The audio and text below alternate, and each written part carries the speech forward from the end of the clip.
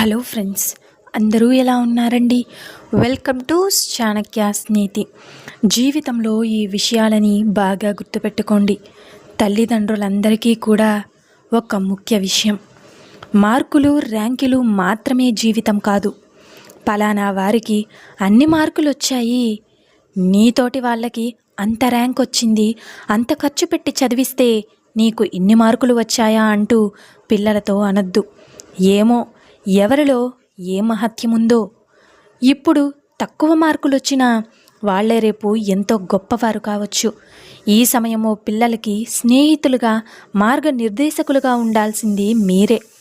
పసి హృదయాల్లో ధైర్యం నింపాల్సిన బాధ్యత కూడా మీదే. నిజమే కదండి? అలాగే 7 తరాల కోసం ఎంత అర్జిస్తే మాత్రం ఏం లాభం? 2వ తరానికి నువ్వు కట్టిన ఇంట్లో నీ ఫోటో పెట్టే ఆసక్తి లేనప్పుడు, 3వ తరానికి నీ పేరే గుర్తుపెట్టుకునే ఆసక్తి లేనప్పుడు, అలాగే సంపాదన మానేయడం కాదు, మితిమీరి సంపాదించడం మానేయండి.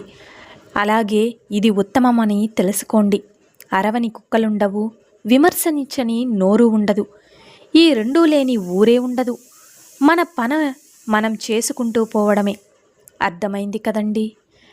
నేలను నాశనం చేసేవాడు నింగికి ఎదుగుతాడు, అదే నేలని ప్రేమించేవాడు ఆ నేలలోనే కలిసిపోతున్నాడు. విచిత్రం కదా?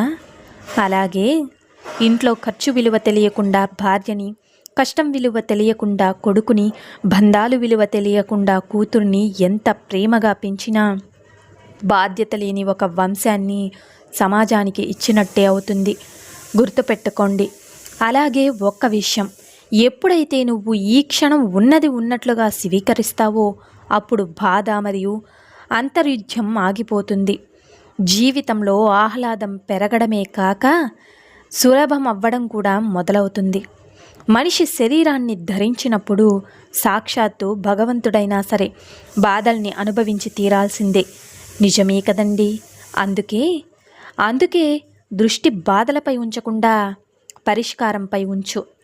ఒక్క విషయం గుర్తుపెట్టుకోండి, ఇవ్వడం వల్లే వచ్చే ఆనందం కంటే కోల్పోయిన దాని వల్ల వచ్చే విషాదం ఎక్కువైతే దాన్ని మొహమాటం అంటారు. ఇక కోల్పోయి దాని వల్ల వచ్చే విషాదం కన్నా ఇచ్చేదాని వల్ల వచ్చే ఆనందం ఎక్కువైతే దానిని దాతృత్వం అంటారు. నిజమే కదండి? ఒకరి మనసు గాయపరచడం ఒక్క నిమిషం చాలు, కానీ గాయపడిన మనసును గెలవాలి అంటే మాత్రం జీవితకాలం సరిపోదు. అందుకే ఒక మాట అనే ముందు 1కి 4 సార్లు ఆలోచించి మాట్లాడాలి. అర్థమైంది కదండి? అలాగే ఒక్క విషయం గుర్తుంచుకోండి, దారిలో వెళ్తుంటే ఒక నల్లపిల్లి ఎదురు వచ్చింది అని వెనకడుగు వేయి, పర్వాలేదు, అది నీ నమ్మకమే. కానీ మన లక్ష్యానికి కష్టం ఎదురు వచ్చిందని వెనకడుగు వేయొద్దు, అది నీ అసమర్థత అవుతుంది. ఓటమి భయపెట్టేది కూడా నిన్ను గెలిపించడానికి అని గుర్తుపెట్టుకో. అర్థమైంది కదండి? డబ్బు వస్తే నీ చుట్టూ చేరేవాళ్ళు చాలామంది ఉంటారు, కానీ జబ్బొస్తే నిన్ను చూసే దిక్కు కూడా ఎవ్వరూ ఉండరు.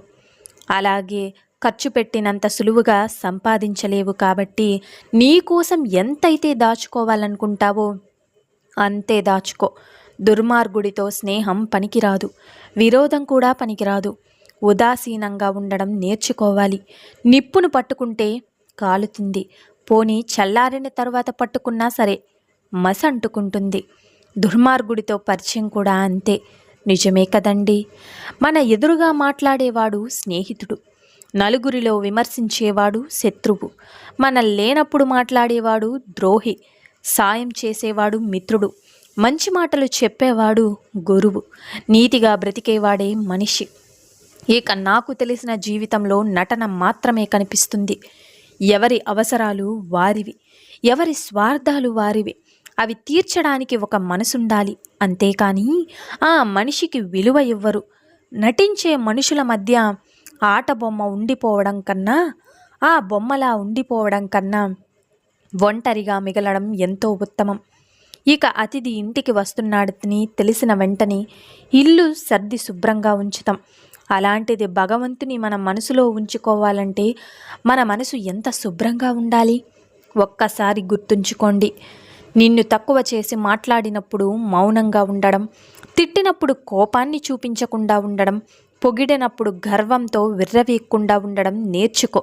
నువ్వు నేర్చుకున్న ప్రతిదీ నిన్ను ఒక్కో మెట్టు పైకి చేరవేస్తాయి, ఎప్పటికీ కింద పడిపోయేలా చెయ్యవు.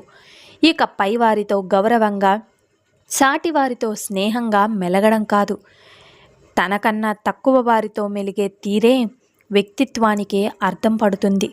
గుర్తుంచుకోండి. అలాగే ఒక్క విషయం, గుప్పెడు చక్కెర మనకు పెద్ద విషయమేమీ కాదు, కానీ ఆ ఒక చీమకు అది ఏడాది ఆహారం అవుతుంది. అలాగే మనం చేసే కొన్ని పనులు మనకు చిన్నవిగా కనిపిస్తాయి, కానీ అవి కొందరికి అతి పెద్ద సహాయాలు. మీరు చేసే చిన్న సహాయం వల్ల ఒక జీవితం బాగుపడుతుందంటే దయచేసి నిర్లక్ష్యం చేయొద్దు.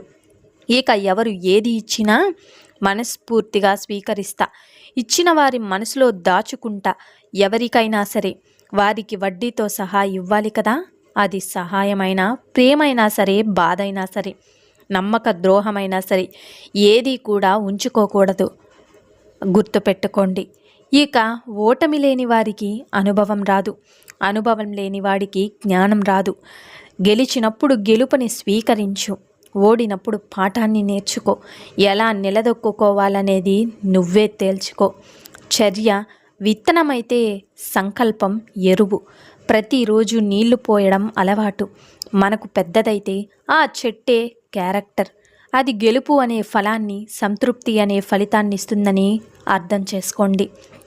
ఇక ఒకరికి మేలు చేసి ఎప్పుడూ కూడా జ్ఞాపకం పెట్టుకోవద్దు, కానీ ఒకరు మనకు మేలు చేసినా సరే ఎప్పటికీ కూడా మర్చిపోవద్దు.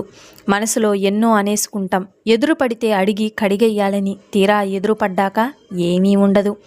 బాగున్నారన్న సాధారణ సరదా పలకరింపు తప్ప. నిజమే కదండి. అపార్థం కలిగినప్పుడే బంధం నిలబడుతుంది. ఇక ఏడుపు పరిచయమైనప్పుడే నవ్వు విలువ తెలుస్తుంది. కష్టాన్ని ఎదిరిస్తేనే సంతోషం మన వశమవుతుంది. బాధ ఉన్నప్పుడే భవిష్యత్తు బాధ్యతగా మారుతుంది. సమస్య తలెత్తినప్పుడే మన సామర్థ్యం బయటపడుతుంది.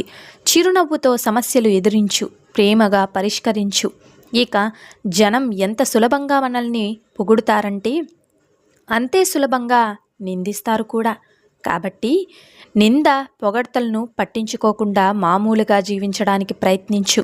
ఇక ఒక్క విషయాన్ని గుర్తుపెట్టుకోండి, ఏంటంటే రావణ రాజ్యంలో ఉండి కూడా విభీషణుడు చెడిపోలేదు, రామరాజ్యంలో ఉండే కూడా కైకేయి బాగుపడలేదు.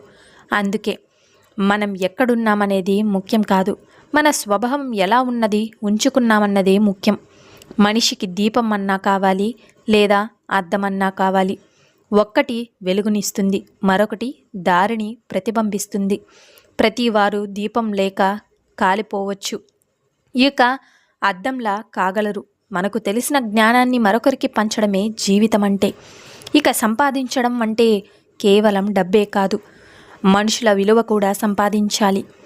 కష్టాల్లో ఉన్నప్పుడు మనల్ని గట్టెంకిచ్చే వాళ్ళని సంపాదించాలి.